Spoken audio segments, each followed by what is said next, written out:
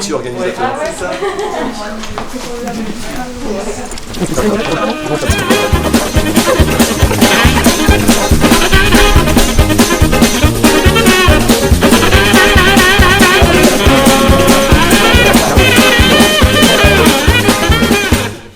Alors pour nous, c'est un moment qui est vraiment historique, ce Suprême, parce que ça fait 18 ans qu'on n'a pas sorti de nouveaux modèles d'alto de gamme. On a réuni une équipe de saxophonistes, je ne sais pas si vous avez vu passer ça, on a fait un film où on a communiqué sur des noms. Alors, on a pris des Français pour vraiment être proches de nous, ceux qui sont proches de nous. Une équipe, bien sûr, il y a Claude de l'Angle, parce qu'il fait partie de l'entreprise, il est essayeur depuis plus de 30 ans. Il y a Patrick Bourgoin qui est un musicien de studio, alors maintenant il est à la retraite, mais il a également travaillé pour Selmer pendant 40 ans.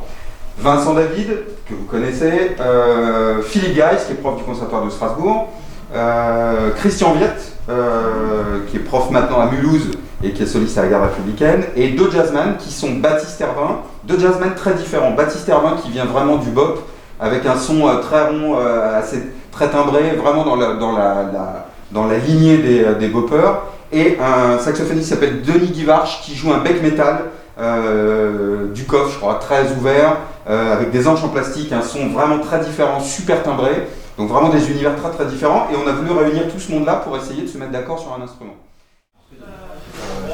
Qui est ingénierisme, quoi, qui joue classique vraiment, qui est très très exigeant, très propre, etc.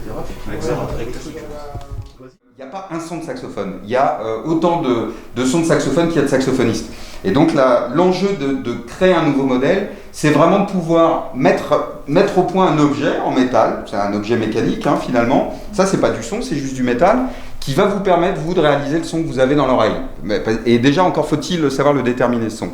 Et en fait, donc, la première qualité de cet instrument, c'est pas d'avoir un son riche comme on peut l'entendre ou une identité très forte, c'est plutôt d'avoir cette possibilité de vous permettre, vous, d'obtenir le son que vous voulez. Et la première qualité de cet instrument, c'est la flexibilité.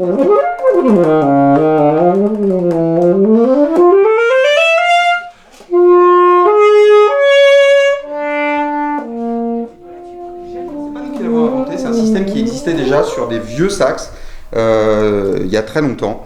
Un système de serrage concentrique, c'est-à-dire que si vous regardez, alors là on a une bague qui bouge. Alors pourquoi cette bague elle bouge?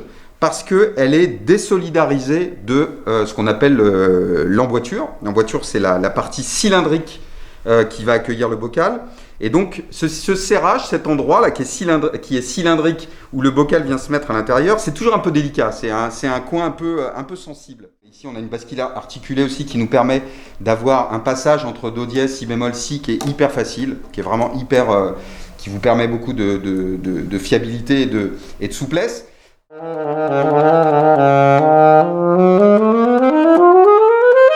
a repris cette idée du double do dièse, c'est-à-dire la cheminée qui vient se fermer sur le do dièse aigu pour avoir un rapport vraiment hyper équilibré entre le do dièse médium et le do dièse aigu. Sauf que là, on n'a plus deux cheminées qui sont sur le même plan, mais deux cheminées qui sont en ligne. C'est-à-dire qu'on a une toute petite cheminée au-dessus et la cheminée du do dièse qui est là. Alors ça permet d'avoir allégé énormément le système mécanique de clé d'octave. C'est-à-dire que là, on a vraiment une clé d'octave qui est hyper souple et hyper légère, hyper facile. Et donc ce système de double do dièse marche très très bien là-dessus. C'est très doux, même de clétage en fait.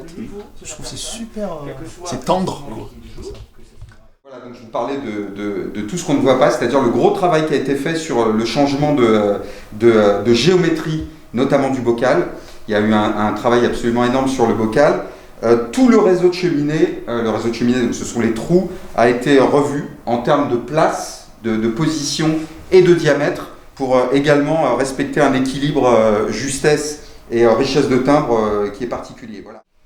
Là, le but, c'était de se présenter devant les musiciens, devant le réseau de distribution, avec un vrai nouveau modèle. Pas de prendre un série 2 ou un série 3, de mettre un coup de peinture, changer une clé et dire voilà, on a fait. Parce qu'aujourd'hui, c'est quand même malheureusement un petit peu ce qui se fait. C'est vrai qu'on a banalisé énormément la création de nouveaux modèles, la sortie avant, il y a 30 ans, quand un nouveau modèle sortait, c'était vraiment une célébration, c'était vraiment un événement. Aujourd'hui, c'est devenu un petit peu commun parce que le marketing fait qu'il y a énormément de marques qui ne sont pas forcément des fabricants, même la plupart d'entre elles ne sont pas des fabricants. Il y a très peu de fabricants, de vrais fabricants de saxophones. Et donc la recherche, le fait de mettre au point un nouveau modèle, c'est quelque chose qui prend énormément de temps. Nous, on a travaillé plus de 10 ans en fait, là, sur ce Suprême.